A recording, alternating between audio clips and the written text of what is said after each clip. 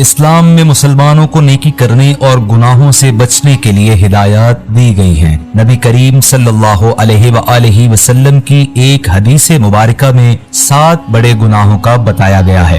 रसूलुल्लाह सल्लल्लाहु अलैहि वसल्लम ने फरमाया, इन 7 गुनाहों से बचो जो इंसान को जहन्नम में डाल देते हैं। सहाबाए कराम ने अर्ज किया, या रसूल अल्लाह सल्लल्लाहु अलैहि वसल्लम वो क्या हैं? आपने फरमाया, अल्लाह के साथ शिरक करना, जादू टोना करना, किसी इंसान को नाहक कत्ल करना, यतीमों का माल हड़प करना, रिबा यानी सूद का इस्तेमाल करना, मैदान जंग से भागना और पाकदामन और मासूम औरतों पर तोहमत लगाना। शिरक यानी अल्लाह ताला के साथ किसी को शरीक ठहराना दर हकीकत ये तमाम गुनाहों से बड़ा गुनाह है। कुरान मजीद में इरशाद है, अल्लाह इस बात को नहीं बख्शता कि उसके साथ किसी को शरीक ठहराया जाए, यहाँ तक कि सच्ची तौबा करके अल्लाह से मुआफी ना मांगी जाए। जादू टोना भी एक किस्म का शिरक है, क्योंकि इसमें जिन्नों की इबादत के साथ साथ लोगों को गुमराह करने के लिए उनकी मदद लेना भी शामिल है।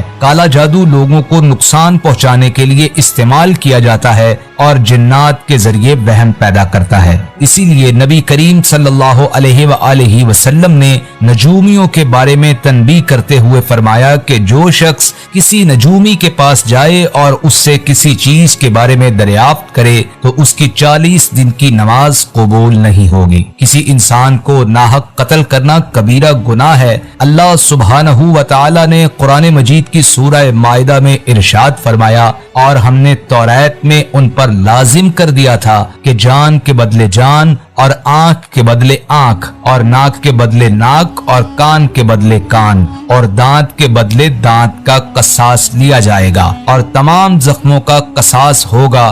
फिर जो दिल की खुशी से खुद को कसास के लिए पेश कर दे तो ये उसका कफारा बन जाएगा, और जो उसके मुताबिक फैसला ना करे जो अल्लाह ने नाजिल किया तो वही लोग जालिम हैं। इसके बाद यतीम का माल हड़प करने के बारे में वईद आई है। यतीम का माल हड़प करना जायज नहीं, क्योंकि यतीम कमजोर होता है और उसकी देखभाल की जरूरत होती है, और एक हकीकी मोमिन को चाहिए कि यतीम के माल को सही तरीके से संभाले और उसे फजूल खर्ची करने से बचाए। सूद के इस्तेमाल को अल्लाह ताला ने ममनू करार दिया है। सूद के मुतालिक अल्लाह ताला ने कुरान मजीद की सूरह बकरा में इरशाद फरमाया, जो लोग सूद खाते हैं वो कब्रों से इस तरह हवास बाख्ता उठेंगे जैसे किसी को जिन ने लिपट कर दीवाना बना दिया हो। ये इसलिए कि वो कहते हैं कि सौदा बेचना भी तो नफा के लिहाज से वैसा ही है जैसे सूद लेना, हालांकि सौदे यानी तिजारत को खुदा ने हलाल किया है और सूद को हराम। तो जिस शख्स के पास खुदा की नसीहत पहुंची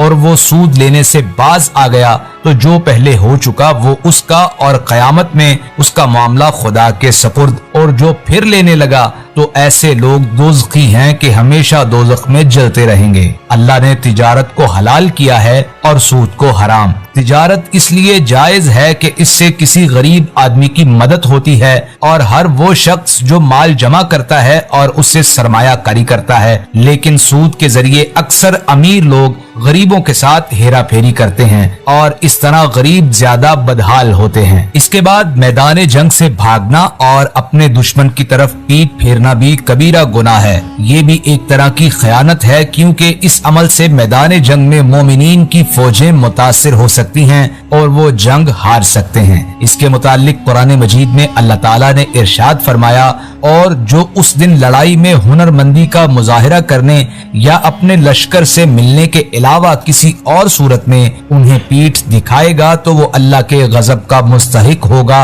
और उसका ठिकाना जहन्नम है और बहुत बुरी लौटने की जगह है। और आखिर में पाकदामन औरतों पर तोहमत लगाना और उन पर झूठा इल्जाम लगाना भी बहुत बड़ा गुनाह है। लेकिन अगर मर्दों पर भी तोहमत लगाई जाए तो ये भी गुनाह है। अल्लाह सुब्हानहू व तआला का इरशाद है, बेशक वो जो अनजान पाकदामन ईमान वाली औरतों पर बहतान लगाते हैं उन पर दुनिया और आखिरत में लानत है और उनके लिए बड़ा अजाब है। ये 7 बड़े गुनाह हैं। जाने अनजाने में किसी से भी इन गुनाहों का इर्तिकाब हो सकता है, क्योंकि हम सब नाकिस इंसान हैं और गलतियों के पुतले हैं। इसके बावजूद हमें हमेशा अपने ईमान को मजबूत करने की कोशिश करनी चाहिए और अल्लाह ताला से बार बार अपने गुनाहों की मुआफी तलब करनी चाहिए और अल्लाह सुब्हानहू व तआला से उसकी रहनुमाई के लिए दुआ करनी चाहिए कि वो हमें छोटे बड़े गुनाहों से हत्तुल इम्कान दूर रखे।